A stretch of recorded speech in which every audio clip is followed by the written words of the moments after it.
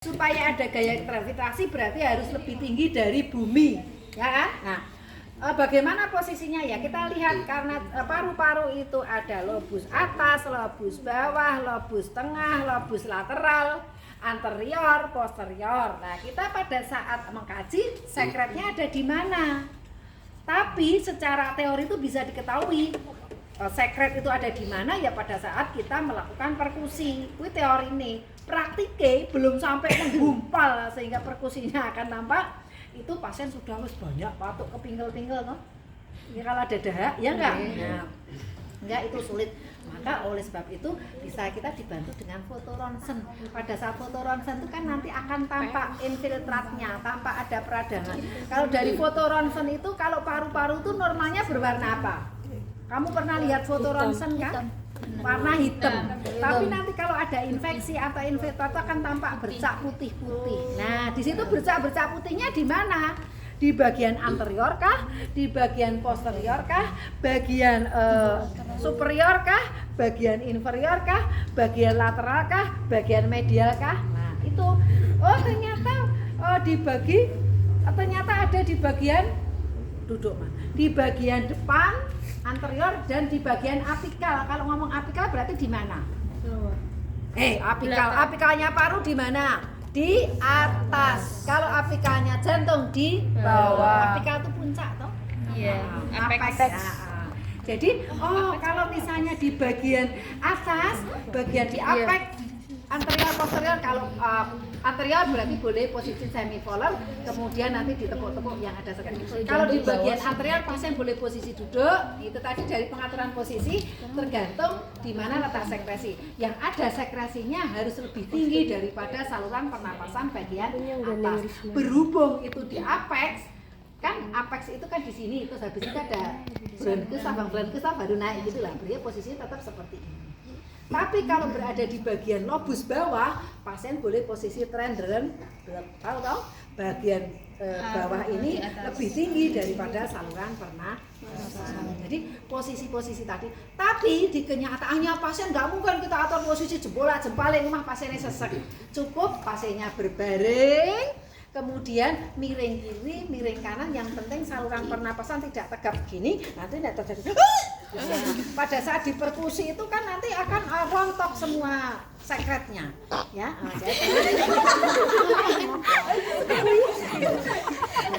Jadi tadi sudah diatur posisi, setelah diatur posisi, kemudian dilakukan apa?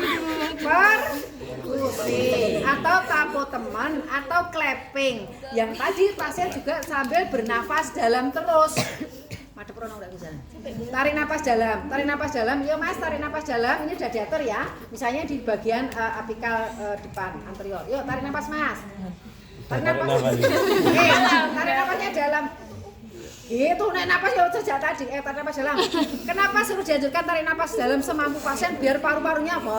Pada saat begini, kalau udah lama kodok. Itu kan yang pada saat gini, megar gini, pada saat dikasih duduk kan akan bior. Tapi berbeda nih mengkeret pada saat diperkusi kan pada dilekok-lekok sehingga sulit untuk lepas. Ya memang harus dikombin lagi sebelumnya kasih minum hangat, kasih minum manis untuk tenaga, kasih minum yang jeruk untuk menggantikan kolagen. Ya itu kombinasi beberapa cara ya untuk dia keluar. Kemudian tetap tarik nafas dalam ya Mas. Terus dilakukan perkusi. Nah, dilakukan perkusi kan karyanya.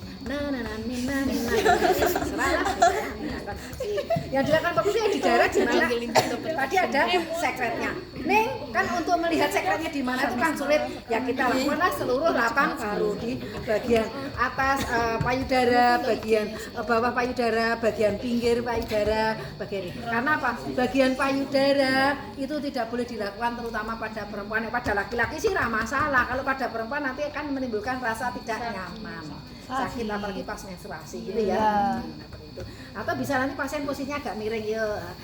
Pertahankan, jangan sampai nanti saluran pernapasan tidak pas. Jadi pasien posisi miring, sampai depan gini ya. Itu perkusi. Ini atau ini bisa dikomben. Habis ini nanti pasien itu dimandikan, tapi nanti dilakukan massase punggung. Itu jadi perawat tuh banyak hal yang bisa dilakukan pada pasien sehingga pasiennya merasa nyaman dan sirkulasi lancar, tidak terjadi dekubitus, pasiennya juga ya. Nah, enak mudah. Ini berapa lama? Ya kurang lebih selama 3 sampai 4 detik atau bisa 5 sampai 7 ketukan. Setelah itu pasien tetap napas dalam, Mas. Nah, napas dalam, habis tadi ditepuk-tepuk kan pada rontok ya, pada di sana. Kemudian ya tarik napas. Tarik napas, ayo tarik napas, tarik napas. Keluarkan, alon-alon tarik napas. Keluarkan. Saat dia ekspirasi itu kita getarkan. Kita vibrasi. Saat vibrasi makanya pasien disuruh tarik napas dalam biar tidak benturan. Kalau dia saat inspirasi kemudian digetarkan gini, nanti bisa aspirasi. Jadi dahaknya tadi musuhnya mencolot ke sini kembali ke paru. Pasti memang kan gitu pasti. Makanya pasiennya tarik nafas dalam, Mas. Keluarkan. Akan enak ya kan? Coba sekarang kamu tarik nafas. Enak mana? Enak yang tadi kan. Jadi kita anjurkan tarik nafas yang tentunya sesuai kemampuan pasien. Dan kita sebagai perawat menyesuaikan dia. Biar membantu. Betul ya, paham? Itu tadi tes fisioterapi. Bisa kalau itu pasiennya nggak sadar, misalnya di ICU nanti dikombin dengan apa? Dia kalau pakai ET, dipakai ET, itu nanti bisa di saluran ini dikasih cairan NaCl dengan obat-obat mukolitik terus ditaruh di sini di dinding-dindingnya seperti Anda mengambil darah pada saat nuangkan darah di tabung itu kan nggak boleh Kamu juga, Bu. tapi apa? Dinding-dinding itu supaya tidak terjadi lisis, tidak rusak ya. Begitu pula saluran pernapasan biar langsung slot. Coba kalau cairan langsung kok slot di saluran pernapasan apa pasane? Nanti bisa aspirasi kan, tapi di dinding-dinding kan di situ banyak sekret-sekret sehingga apa? Sekret-sekret yang ada yang kental-kental tadi dengan dikasih NaCl kan bisa agak ini lunak sehingga pada saat disaksen kalau pasien dipasang ET mesti nggak mampu gatuk kan, udah pakai saksen maka saksen itu ya tentunya pasien itu kalau diseksen, kalau pasien sadar nggak diseksen. Kalau sadar ya suruh hancurkan batu efektif kayak tadi. Ini pasien nggak sadar dipasang ET ya di saluran ET-nya, di sekitar mulut tadi di sela-sela pemasangan ET, di hidungnya juga cuma sampai sini nggak sampai ke paring. Oh, aku pasti wah kan gitu. Itu udah ya tes fisioterapi sudah. Sekarang tinggal oksigen. Paham? Insyaallah. Yo lanjut. Kamu tetap duduk di sini nggak apa-apa, tak kasih oksigen di sini. Kan harus kesel ya. Ya kebalik. Nah, bisa saja tadi ya pada saat tes fisioterapi atau pasiennya batuk, kita cek lagi ke jet pakai bahan oksigennya kari. Jadi langsung dilakukan apa? Dilakukan pengaturan posisi, langsung dikasih oksigen sambil nanti diajari latihan napas, ya kan? Jadi meskipun sudah pakai oksigen, coba yuk biar tenang, biar agak segar, tarik napas menggunakan hidung, mengeluarkan pakai karena pasien kayak gitu, biar juga pasiennya tarik napas, nampaknya paham. Jangan pas datang langsung di fisioterapi ya kita dilihat perkembangannya secara yang mungkin kan gitu ya kira-kira mungkin pasien. Kalau pasiennya cukup diatur posisi sama kasih oksigen dulu. Nanti pasiennya kalau sudah agak sedikit kasih oksigen kan sudah agak sedikit stabil baru nanti diajari batu efek apa latihan napas batu efek. Kalau pasiennya baru detak, ayo tarik napas. Kalau pasiennya kober langsung atur posisi sama kasih oksigen baru nanti pasiennya gimana? Jangan gitu nanti getar-getar. Gitu ya, jadi langsung mengatasi. Nah, ini bisa pertama kita cek alat ini hanya untuk satu pasien ya. Disposable ini sudah dimasukkan di dalam tarifnya ya. Jadi sudah termasuk dihitung nanti di poin apa itu voice-nya ya. Jadi satu nanti terus dicek, dihidupkan dulu. Ini bisa pakai tabung, bisa pakai sentral, bisa menggunakan kalau sentral seperti nanti dimasukkan di sumber-sumber oksigen ya. Jadi caranya bagaimana? Ini tadi diputar, sekrupnya ya, putar, ini, baru itu mengunci. Nanti kalau saudara di tembok, itu bukan mobil. Maksudnya sekrupnya itu kalau mau memasangkan ini loh, Kalau itu yang ditembok, ini pakai ini. Kemudian alat yang ditembok tadi kita. Kalau membuka itu kan sok ke kiri, mau ke bawah, ke depan, mau ke belakang. Ke bawah. Ke arah ke belakang. Ke arah ini. Bawah. Ke bawah kok. Ya sebelah Bawah. Coba dirasa-rasake tapi jangan ditekan kenceng loh. Nanti akhirnya poklek, jangan sampai ya. Dibetlek, masukkan. Kalau sudah masuk klek baru dikembalikan, sudah mengunci posisi aman, gitu ya. Kemudian ini kita hidupkan. Kalau ini kalau pakai tabung kita ini opennya mana? Nah, opennya sini. Oh iya. Udah? Gosok urung urep kok. Dihidupkan nggak apa-apa. Kemudian diatur. Tur. Ya kan? Ya kan? Ini, tapi ini mestinya digini dulu.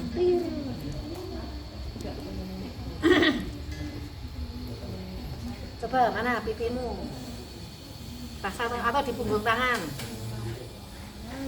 Enak kan? Nah. Ini berapa ini? Wah, 7 banyak banget. Ini 3 ya. Nah, ini data kita cek, aman. Nah, Biasanya ininya berapa, Bu? apa? Biasa apa angkanya 3. Ya kalau anu NASA kemarin sudah tak kasih tahu belum? Kelasmu mau kelas apa ya?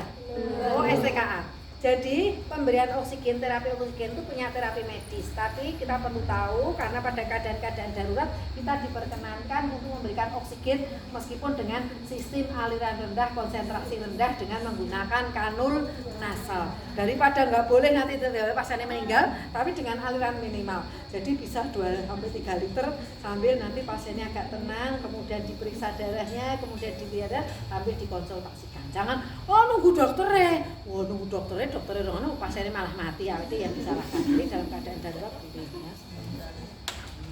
Ini terus kemudian ini dianggap ini masih steril bersih tadi ya, sehingga pasiennya ya masih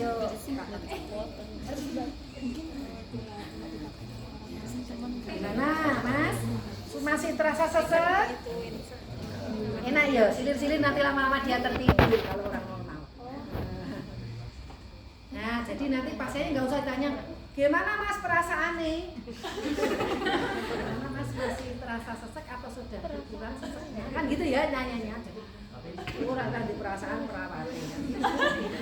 Habis ngapi ya gimana sudah kenyang atau masih bisa dicuci lagi dilanjutkan. Oke, sambil diamati pasiennya misalnya senyum, berarti sudah berkurang. Memang mau senyum si adik ya, pasiennya sudah rileks. Kemudian sambil kita hitung nadinya, kemudian pernapasannya dihitung.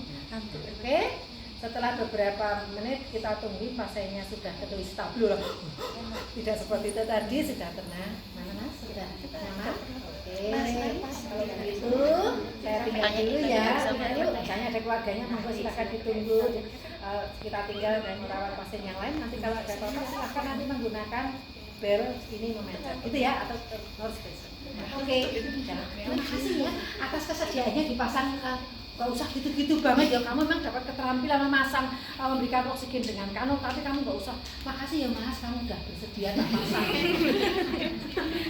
Pas waktunya, alah, ini ngopo ya, alah, gak usah. Jadi langsung ya kita tinggal dulu ya. Assalamualaikum. Kalau boleh, gimana? Itu sudah terasa? Boleh pakai itu ya, sentuhan. Pasiennya sama seperawatnya laki-laki ya, gimana Mas? Sudah sehat? Sama-sama salaman plok-plok gitu. Sehat ya, wah semangat cepat pulang. Nah, gimana tadi setelah latihan napas? Nah, boleh. Jadi itu sentuhan. Kalau itu pasien perempuan, dua perempuan ya boleh gimana Bu? Kan emang perempuan pegang ini tau mesti. Nah, ya Bro. Ya. Silakan kalau sudah berinteraksi dengan pasien nanti Anda bisa sebagai teman sehingga apa-apa yang kamu lakukan lebih enak kalau kita berkomunikasi. Kalau ini sama-sama anak perempuan ya lebih senang kita disapa. Oh iya, gimana kuliahnya tadi daring apa boleh ya. Jadi Anda akan enak, jangan terlalu Mak saya namanya ini nanti mau tak lakukan ini ya kurang lebih 10 menit. Enggak usah ngomong 10 menit bareng.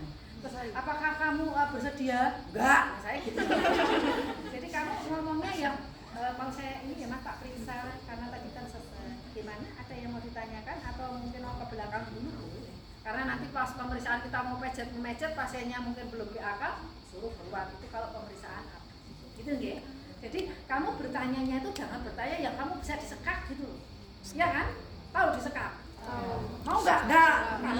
Tahu kamu praktikkan. Apalagi kan, Mas kenalkan ya, saya Harmila, saya mahasiswa Poltekkes semester 3. Wih, sampai semester 3 cak. Pasiennya pinter ya kan? Nek nggak godain. Oh iya, baru semester berapa Mbak? Waduh, bisa nggak ya? Coba kamu gitu langsung kan gitu tuh kamu pasti langsung. Waduh, aku sudah izin. Makanya Anda komunikasinya yang santai, tapi tidak harus formal gitu loh. Seperti bahasa LO kalau saya ngomong. Jadi besok pada saat ujian juga jangan pakai bahasa LO ya. Mas, nanti mau saya lakukan tes fisioterapi. Cukup aja, Mas, nanti untuk membantu mengeluarkan dahak saya atur posisi ya. Nanti akan bisa duduk, terus saya tepuk-tepuk, terus nanti bernapas dalam, kemudian akan saya getarkan. Itu aja, jadi menggunakan bahasa yang mudah dipahami. Gitu? Sudah sampai sini? Udah, ternyata pasiennya pernapasannya sudah bagus. Gimana Mas? Sudah? Enak ya? Oh iya, ini juga tadi hasil monitoring saya. Ternyata pernapasannya sudah bagus. Hasil pemeriksaan analisis darahnya juga saturasi oksigennya sudah 98. Oh ini sekarang sudah tidak perlu dipasang lagi ya. Nanti kalau begitu banyak latihan nafas dalam, kemudian aktivitas ya sesuai kemampuan dulu, tapi lama-lama nanti tingkatkan. Oke, sudah tak copot. Nah, pada saat nyopot jangan lupa ini dikecilkan terlebih dahulu benra boros, ya toh. Kemudian dilepas.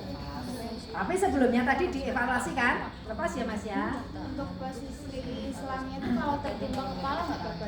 Nah, yang nyaman boleh jadi misalnya ada yang seperti ini kan, ini boleh ini gini ya, di atasnya juga bisa. Atau boleh jadi ada yang leher. Nah, oh di leher tekan. Dagu. Ya dagu gini boleh. Tapi tergantung selangnya, ya kan? Posisinya kan ada yang boleh di dagu, boleh senyaman pasien. Yang penting prinsipnya jangan nanti malah menekak lo ya. Kamu mau membantu oksigen tapi nanti malah menghambat. Gitu. Ada pertanyaan? Sudah tak selesai?